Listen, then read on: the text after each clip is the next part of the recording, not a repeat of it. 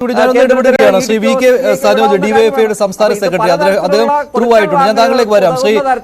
Shri V K Sanoj, പ്രധാനപ്പെട്ട കണ്ടെത്തലുകൾ registrar of companies നടത്തിയിരിക്കുന്നത്. രജിസ്ട്രാർ ഓഫ് കമ്പനീസിന്റെ റിപ്പോർട്ട് നേരത്തെ ചർച്ച ചെയ്തതാണ്, പക്ഷേ ആ റിപ്പോർട്ടിന്റെ പൂർണ്ണ രൂപം വന്നിട്ടുണ്ടായിരുന്നില്ല. കമ്പനികാര്യ മന്ത്രാലയത്തിന്റെ ഉത്തരവാണ് വന്നിരുന്നത്. അത് ROCയുടെ റിപ്പോർട്ടിനെ ആസ്പദമാക്കിക്കൊണ്ടുള്ള ഉത്തരവായിരുന്നു. അന്വേഷണം ഞങ്ങൾ 4 മാസത്തിനുള്ളിൽ പൂർത്തിയാക്കും, അതിനുള്ള സമിതിയെക്കുറിച്ച്. പക്ഷേ ഈ ROC റിപ്പോർട്ട് വന്നപ്പോൾ അതിൽ പ്രധാന കാര്യം എക്സാലോജി കമ്പനി നിയമങ്ങൾ ലംഘിച്ചു എന്നുള്ളതാണ്. തടവും പിഴയും കിട്ടാവുന്ന കുറ്റമാണ് ചെയ്തിരിക്കുന്നത്. കമ്പനികാര്യ ഇടപാടുകളിൽ തട്ടിപ്പ് കാണിച്ചതിന് തെളിവുണ്ട്. അത് 447 വകുപ്പനുസരിച്ച്, രേഖകളിൽ കൃത്രിമം കാണിച്ചതിന് 448 വകുപ്പനുസരിച്ച് തടവും പിഴയും കിട്ടാവുന്ന കുറ്റമാണ്. ഇടപാടുകളുടെ രേഖകൾ നൽകിയിട്ടില്ല. സോഫ്റ്റ്വെയർ സേവനം ആവശ്യപ്പെട്ട് CMRL പരസ്യം നൽകിയിട്ടില്ല. ബോർഡ് ഓഫ് ഡയറക്ടേഴ്സിനെ അറിയിച്ചില്ല. ഇതിങ്ങനെ ഒരുപാട് കാര്യങ്ങളുണ്ട്. അതായത് സുതാര്യമാണ് എന്ന പാർട്ടിയുടെയും മുഖ്യമന്ത്രിയുടെയും വാദമാണല്ലോ ശ്രീ വി കെ സനോജ് പൊളിഞ്ഞിരിക്കുന്നത്.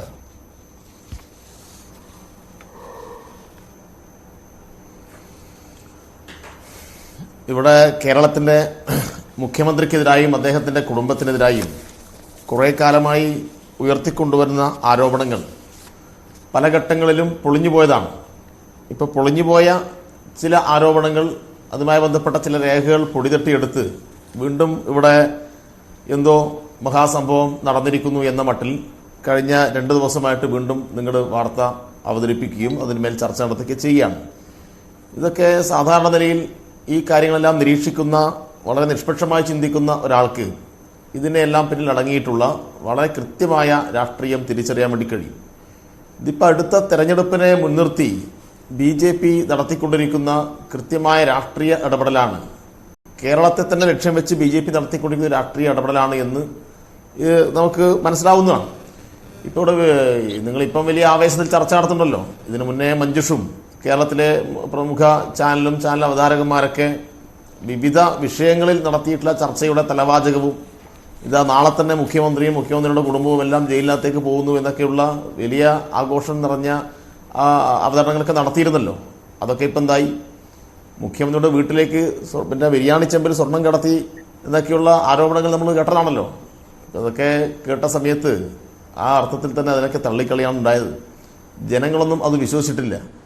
അപ്പോൾ സ്വർണ്ണക്കടത്ത് സംഭവത്തെ മുൻനിർത്തിയിട്ട് കേരളത്തിലെ ഇടതുപക്ഷത്തെയും കേരളത്തിൻ്റെ മുഖ്യമന്ത്രിയെയും അദ്ദേഹത്തിൻ്റെ കുടുംബത്തെയും എല്ലാം വേട്ടയാടാൻ വേണ്ടി വലിയ പരിശ്രമം നടന്നു. അതൊക്കെ അങ്ങ് പൊളിഞ്ഞു പോയി. അതിനൊന്നും പിന്നെ ഒന്നും ഉണ്ടായിട്ടില്ല.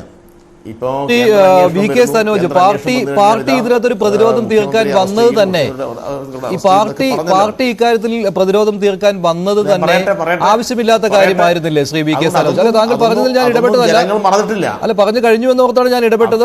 ഈ പാർട്ടി തന്നെ ഇക്കാര്യത്തിൽ ഒരു പ്രതിരോധം തീർത്തു വരുന്നതിന്റെ ആവശ്യമുണ്ടായിരുന്നു. അങ്ങനെ അല്ലല്ലോ പാർട്ടിയുടെ രീതി. ഇതൊരു സ്വകാര്യ വ്യക്തിയുടെ കമ്പനിയല്ലേ എക്സാലോജിക് എന്ന് പറയുന്നത്. പാർട്ടി പ്രതിരോധം തീർക്കുമല്ലോ.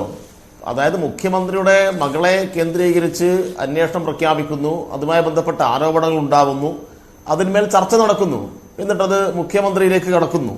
അപ്പോൾ സ്വാഭാവികമായിട്ടും പാർട്ടി പ്രതിരോധിക്കും. എന്തുകൊണ്ട് വീണ വിജയന് നേരെ ഈ നിലയിൽ ആരോപണം എന്ന് ചോദിച്ചാൽ അത് മുഖ്യമന്ത്രിയുടെ മകളായതുകൊണ്ടാണ്. മുഖ്യമന്ത്രിയുടെ മകളായി പോയി കഴിഞ്ഞാൽ പിന്നെ ഇവിടെ സാധാരണ വ്യവസായം ചെയ്യാൻ പാടില്ലേ? അതുമായി ബന്ധപ്പെട്ട കമ്പനി രൂപീകരിക്കാൻ പാടില്ലേ? ഇവിടെ നിങ്ങൾ എന്താണ് മനസ്സിലാക്കുന്നത്? ഇവിടെ വളരെ കൃത്യമായി മുഖ്യമന്ത്രിയുടെ മകളായതുകൊണ്ടാണല്ലോ ഈ നിലയിൽ ആരോപണങ്ങൾ കൊണ്ടുവരുന്നത്. മുഖ്യമന്ത്രിയുടെ മകളെ കേന്ദ്രീകരിച്ച് ഇങ്ങനെയുള്ള ആരോപണങ്ങൾ ഉണ്ടാക്കി മുഖ്യമന്ത്രി തന്നെ ഒരു മഹാകള്ളനായിട്ടുള്ള ഒരാളാണ് എന്ന വ്യാഖ്യാനമല്ല ഇവിടെ ഉണ്ടാക്കുന്നത്. മുഖ്യമന്ത്രി എന്ന് പറഞ്ഞാൽ CPIMന്റെ സമുന്നതനായ നേതാവാണ്, CPIMന്റെ പൊളിറ്റ് ബ്യൂറോ അംഗമാണ്, വെറും മുഖ്യമന്ത്രി മാത്രമല്ല. പക്ഷെ അപ്പോൾ കൂടുതൽ കരുതൽ ഇത്തരം കമ്പനികൾ നടത്തുമ്പോൾ വേണമല്ലോ.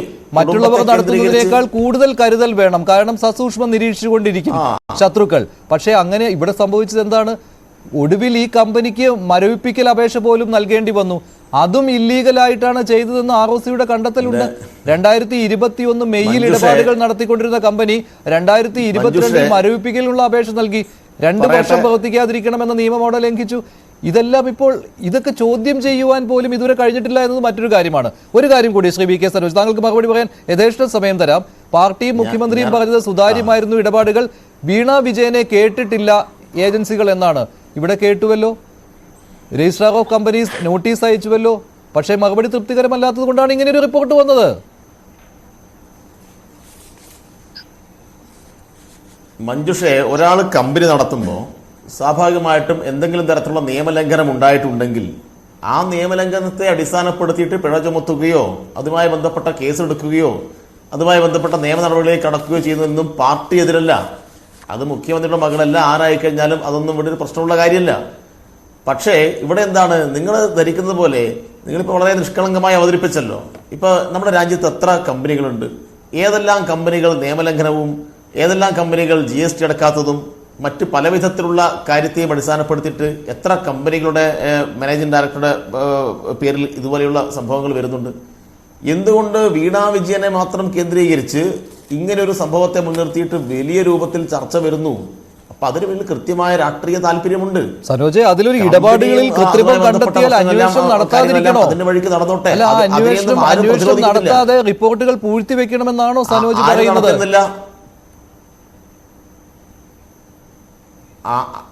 ഏത് കമ്പനിയുടെ ഭാഗമായിട്ട് എന്ത് നിയമലംഘനം ഉണ്ടായിക്കഴിഞ്ഞാലും അതിനോടെല്ലാം ഏത് വിധത്തിലുള്ള അന്വേഷണവും ആവാം.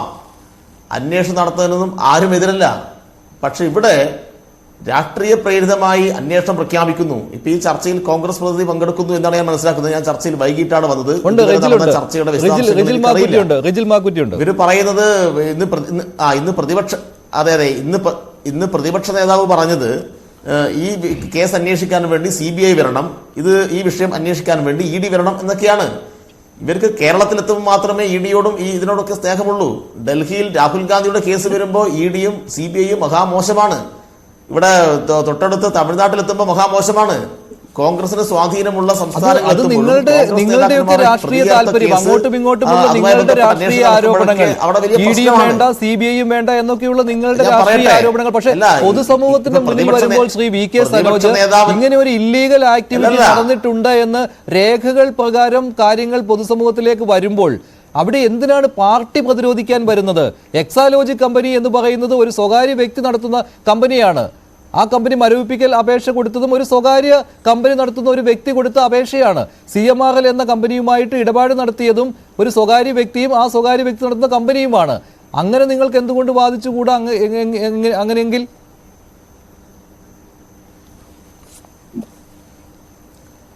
ഞാൻ ചോദിക്കുന്നത്, ഇപ്പൊ കോൺഗ്രസിന്റെ പ്രധാനപ്പെട്ട ആവശ്യം കേന്ദ്ര അന്വേഷണ ഏജൻസികൾ വന്ന് അന്വേഷിക്കണമെന്നാണല്ലോ.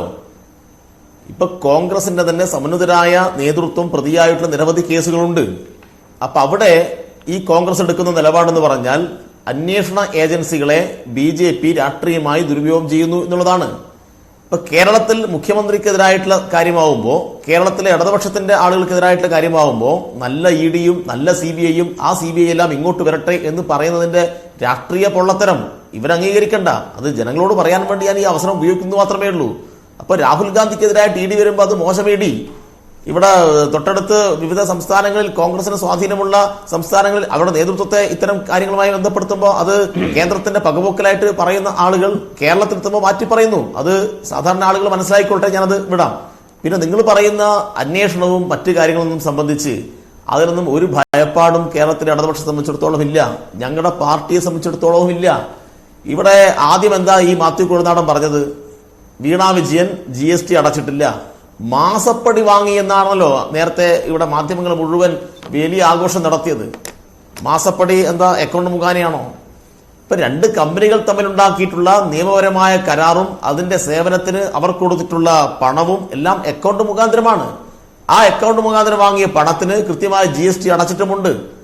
നേരത്തെ വെല്ലുവിളിച്ചുകൊണ്ട് പറഞ്ഞു, അയ്യോ GST അടച്ചിട്ടില്ല, വീണാ വിജയൻ കേന്ദ്ര സർക്കാർ ഈ മന്ത്രാലയത്തെ പറ്റിച്ചിരിക്കുന്നു, അതുകൊണ്ട് വീണാ വിജയൻ ഇപ്പൊ അടുത്ത് തന്നെ ജയിലിൽ പോവും എന്നാ പറഞ്ഞത്. അവസാനം കേന്ദ്ര ധനമന്ത്രാലയത്തിന്റെ ഈ വകുപ്പിന്റെ രേഖകൾ ഇവിടെ ധനമന്ത്രി പുറത്തുവിട്ടല്ലോ. മാപ്പ് പറഞ്ഞോ മാത്യു കൊഴുനാടൻ? അല്ല, അതിനേക്കാൾ വലിയ ഗുരുതരമായ ലംഘനമല്ലേ, നിയമലംഘനമല്ലേ Shri VK Sanoj? Registrar of കമ്പനീസിന്റെ ഈ അന്വേഷണ റിപ്പോർട്ടിൽ വിശ്വാസമില്ല എന്നാണോ പാർട്ടിക്ക്? അതും രാഷ്ട്രീയ പകപോക്കൽ എന്നാണോ താങ്കൾ പറയുന്നത്? അപ്പോൾ ഒന്നിനെയും വിശ്വസിക്കാൻ പറ്റാതെ വരും. ഇവിടെ ഈ അന്വേഷണ ഏജൻസി യഥേഷ്ടം സമയം കൊടുത്തുവല്ലോ എക്സാലോജിക് കമ്പനിക്കും, എക്സാലോജിക് കമ്പനി ഉടമയ്ക്കും, CMRL കമ്പനിക്കും, KSIDCക്കും. ഇവരാരും കൃത്യമായ രേഖകൾ നൽകാത്തത് കൊണ്ടല്ലേ ഇങ്ങനെ ഒരു അന്വേഷണ റിപ്പോർട്ട് അവർക്ക് നൽകേണ്ടി വന്നത്? അതും നിങ്ങൾ സമ്മതിക്കില്ല എന്നാണോ? അതും രാഷ്ട്രീയ പകപോക്കലാണ്. അവിടെ വിവരങ്ങൾ നൽകുവാൻ അവസരം കിട്ടിയില്ല എന്ന് പറയുകയാണെങ്കിൽ കൂടുതലൊന്നും അതിനകത്ത് പറയാൻ പറ്റില്ല. ഇതിനെയും ന്യായീകരിച്ച് കൊണ്ടുപോവുകയാണെങ്കിൽ? തീർച്ചയായിട്ടും ഈ കാര്യത്തിൽ കമ്പനി ഉടമയെ കേൾക്കേണ്ടതുണ്ട്. പിന്നെ നിങ്ങൾ ഈ പറയുന്ന വിവിധ ഇത്തരം സ്ഥാപനങ്ങൾ, അതിനകത്തൊക്കെ ആർക്കാണ് രാഷ്ട്രീയ സ്വാധീനം ചെലുത്തി ഇടപെടാൻ വേണ്ടി കഴിയുക എന്ന് നിങ്ങൾ തന്നെ ആലോചിക്കുക. ഇപ്പൊ CBIനെ ഇടപെടിക്കുന്നു, EDയെ ഇടപെടിക്കുന്നു. EDയിലും CBIയിലൊക്കെ ഇടപെടാൻ വേണ്ടി കഴിയുന്ന രൂപത്തിൽ അവരുടെ രാഷ്ട്രീയ ചട്ടുകമായിട്ട് കേന്ദ്ര ഗവൺമെന്റ് ഉപയോഗിക്കുന്നുണ്ടെങ്കിൽ നിങ്ങൾ ഇപ്പൊ പറഞ്ഞ ഇത്തരം ഏജൻസികളിലൊക്കെ എത്ര ശക്തമായി ഇടപെടാൻ വേണ്ടി കഴിയും? പക്ഷേ ഇവിടെ നിങ്ങളെ സഹായിക്കുകയാണ് ചെയ്തതെന്ന് സംശയം ഉയരുന്നുണ്ട് ശ്രീ വി കെ സനോജ്. ഇവിടെ സഹായിക്കുകയാണെന്ന് സംശയം ഉയരുന്നുണ്ട്. കാരണം ROCയുടെ റിപ്പോർട്ടിൽ ED അന്വേഷണമോ CBI അന്വേഷണമോ ശുപാർശ ചെയ്തിട്ട് 4 മാസത്തെ കോർപ്പറേറ്റ് കാര്യ മന്ത്രാലയത്തിന്റെ അന്വേഷണം, ഒരു സമിതിയുടെ അന്വേഷണമാണ് വെച്ചിരിക്കുന്നത്. അത് ഈ തെരഞ്ഞെടുപ്പ് മുന്നിൽ കണ്ടുകൊണ്ടുള്ള നിങ്ങളുടെ ഈ അഡ്ജസ്റ്റ്മെന്റ് രാഷ്ട്രീയത്തിന്റെ ഭാഗമാണോ എന്ന് കോൺഗ്രസ് ആരോപിക്കുന്നുണ്ട്. അത് മറ്റൊരു കാര്യം അവിടെയുണ്ട്. ഞങ്ങളിവിടെ ചർച്ച ചെയ്ത് തുടങ്ങിയിരുന്നു. അല്ല, അത് ഞാൻ പറയുന്നത് ഇപ്പോൾ ഇന്ത്യയിൽ BJPക്കെതിരായിട്ട് ഏറ്റവും ശക്തമായ നിലപാട് ആര് സ്വീകരിക്കുന്നു എന്ന് ചോദിച്ചാൽ അതിന് കോൺഗ്രസിന്റെ ഏതെങ്കിലും വക്താവിൻ്റെ ഒന്നും സീറ്റ് ആവശ്യമില്ലല്ലോ, ഇവരുടെ എന്തെങ്കിലും സർട്ടിഫിക്കറ്റ് ആവശ്യമില്ലല്ലോ. ഇന്ന് രാജ്യത്ത് BJPക്കെതിരായിട്ട് സംഘപരിവാരത്തിന്റെ ഈ ഹിന്ദുത്വ രാഷ്ട്രീയത്തിനെതിരായിട്ട് അതിശക്തമായ നിലപാട് സ്വീകരിക്കുന്ന രാഷ്ട്രീയ പാർട്ടി CPIM ആണ്. അപ്പൊ അതുകൊണ്ടാണല്ലോ CPIMനെ തകർക്കാൻ, CPIM നേതൃത്വം കൊടുക്കുന്ന ഭരണ സംവിധാനത്തെ തകർക്കാൻ വേണ്ടി ഈ കേരളീയ ജനതയെ ആകെ ശത്രുവായി പ്രഖ്യാപിച്ച് അർഹതപ്പെട്ട നികുതി വിഹിതം ഉൾപ്പെടെ നിഷേധിക്കുന്ന ഒരു സംവിധാന നിലയിലേക്ക് കാര്യങ്ങൾ പോകുന്നത്. അതുകൊണ്ടാണല്ലോ മുഖ്യമന്ത്രിയും മന്ത്രിമാരും ഇവിടെയുള്ള ജനപ്രതിനിധികളെല്ലാം അങ്ങ് ഡൽഹിയിൽ പോയി സമരം നടത്തും എന്ന് പ്രഖ്യാപിച്ചത്. ഇപ്പൊ രാജ്യത്തിന്റെ റിപ്പബ്ലിക് 74 വർഷം പൂർത്തിയാവുന്ന സന്ദർഭത്തിൽ ഇങ്ങനൊരു സമാനമായ അനുഭവം രാജ്യത്ത് എവിടെയെങ്കിലും ഉണ്ടായിട്ടുണ്ടോ? കേരളത്തിന് ഇതിനു മുന്നേ ഇങ്ങനൊരു അനുഭവം ഉണ്ടായിട്ടുണ്ടോ?